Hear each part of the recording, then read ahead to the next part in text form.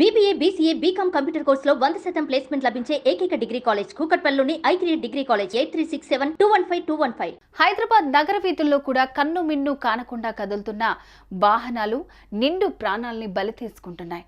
ఓ ఇల్లాలి నిండు ప్రాణం అలాగే బలైపోయింది.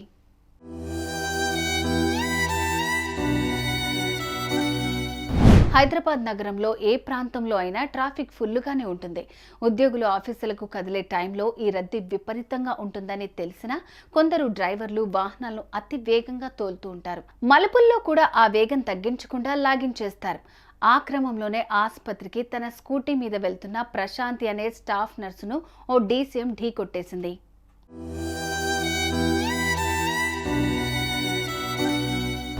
జగద్గిరి గుట్టకు చెందిన ప్రశాంతి అనే యువతి కేపీహెచ్పీ కాలనీలోని ఓ ఆసుపత్రిలో నర్సుగా పనిచేస్తోంది.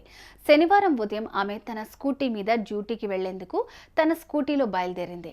ఆ క్రమంలో నెక్సాస్ షోరూం ప్రాంతంలో వెళ్తున్న ఈమెను కూకట్పల్లి వైపు వేగంగా వెళ్తున్న ఓ డీసీఎం అతి వేగంగా ప్రయాణిస్తూ ఆమెను వెనక నుంచి ఢీకొట్టేసింది.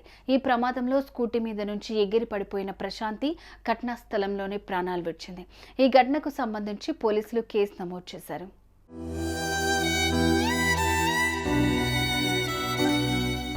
డ్యూటీకి వెళ్ళొస్తా అంటూ భర్తకు ఇద్దరు బిడ్డలకు బై చెప్పి ఇంటి నుంచి కదిలిన ప్రశాంతి గాంధీ ఆసుపత్రి మార్చురీలో నిర్జీవంగా పడి ఉండడాన్ని చూసి ఆ భర్త కుప్పకూలిపోయాడు. తాను తన ఇద్దరు బిడ్డలు దిక్కులేని వాళ్లమయ్యామంటూ అతను విలపిస్తున్న తీరు చూపర్లను కలిచివేసింది. నగర రోడ్ల మీద కూడా విపరీతమైన వేగంతో వాహనాలను నడుపుతున్న డ్రైవర్ల మీద కఠిన చర్యలు తీసుకోవాలని జనం డిమాండ్ చేస్తున్నారు. సుమన్ టీవీలో మీ పర్సనల్ అండ్ బిజినెస్ ప్రమోషన్స్ కోసం కింది నెంబర్కి కాంటాక్ట్ చేయండి.